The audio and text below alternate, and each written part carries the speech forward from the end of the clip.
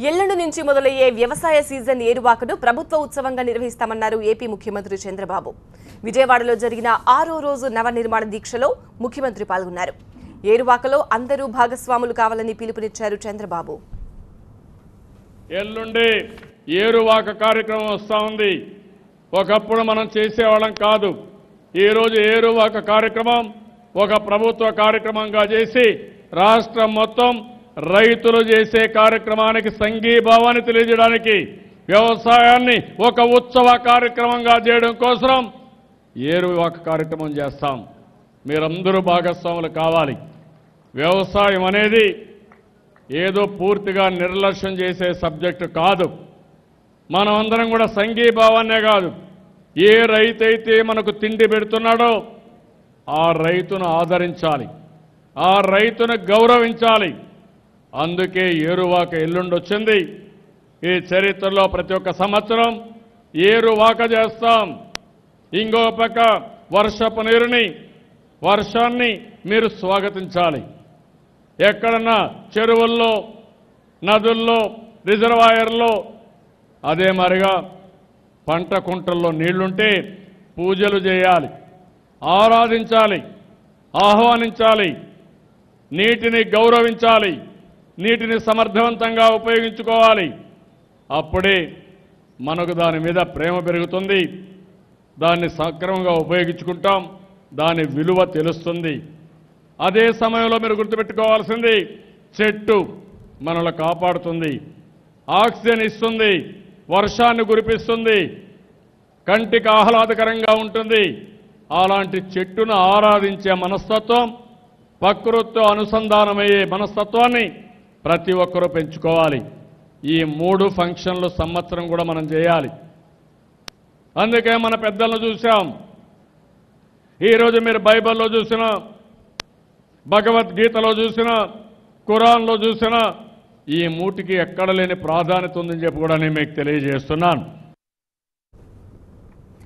రాష్ట్రంలో తలసరి ఆదాయం తక్కువ ఉన్న రాష్ట్ర స్థూల ఉత్పత్తిలో దేశ సగటు కంటే 3% ఎక్కువ సాధించామన్నారు చంద్రబాబు. విభజన వల్ల ఆదాయాన్నిచ్చే హైదరాబాద్ను కోల్పోయినా వృద్ధిలో ముందున్నామని చెప్పారు ఏపీ ముఖ్యమంత్రి. మన తలసరి ఆదాయం తక్కువ ఉంది, కానీ సంపద సృష్టించడంలో, ఎకానమీ బిల్డప్ చేయడంలో మనం ముందుండే పరిస్థితి వచ్చింది. ఈరోజు 3 సంవత్సరాలు 10.36% పెరిగాం.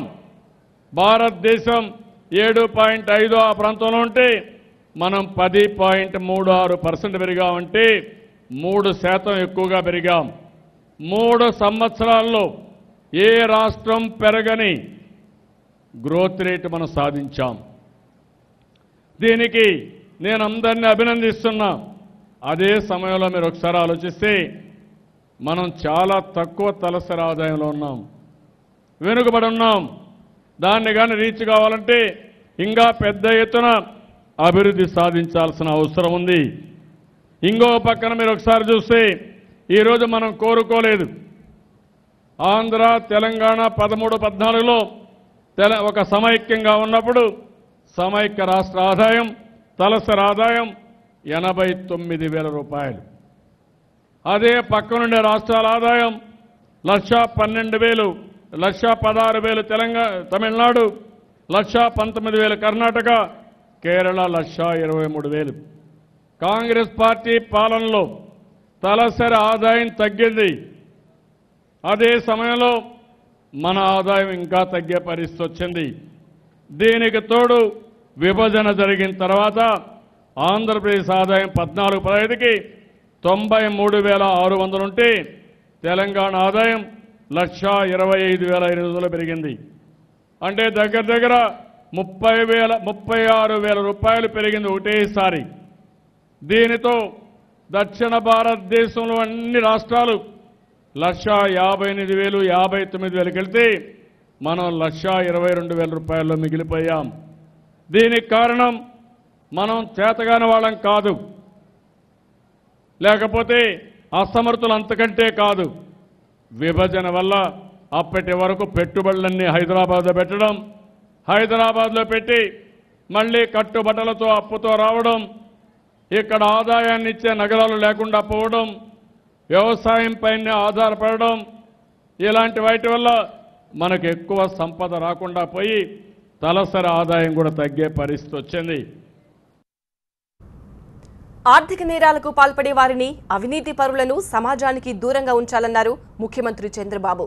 ప్రపంచంలో రకరకాల ఉగ్రవాదాలు పెరిగిపోతున్నాయని చెప్పారు. ప్రజలు క్రమశిక్షణతో మెలిగితేనే సమస్యలు పరిష్కారమవుతాయన్నారు. కొంతమంది ఆర్థిక నేరస్తులు చాలా దుర్మార్గంగా ప్రయత్నం చేస్తున్నారు. మనం ఇప్పుడే చూసాం. 500 రూపాయలు తీసుకుంటే, 1000 రూపాయలు తీసుకుంటే పేదవాడు ఎంత ఇబ్బంది పడ్డాడో 2 రూపాయలు అప్పు తీసుకొచ్చి వడ్డీ పే చేసి తద్వారా నాకు వచ్చే లాభం రావాలని ఆలోచించాడు. అది పేదవాడి కష్టం. ఈ వ్యక్తులు ఈ అవినీతికి పాల్పడి పేదవాళ్ళ పొట్టగొట్టే పరిస్థితి వచ్చారు.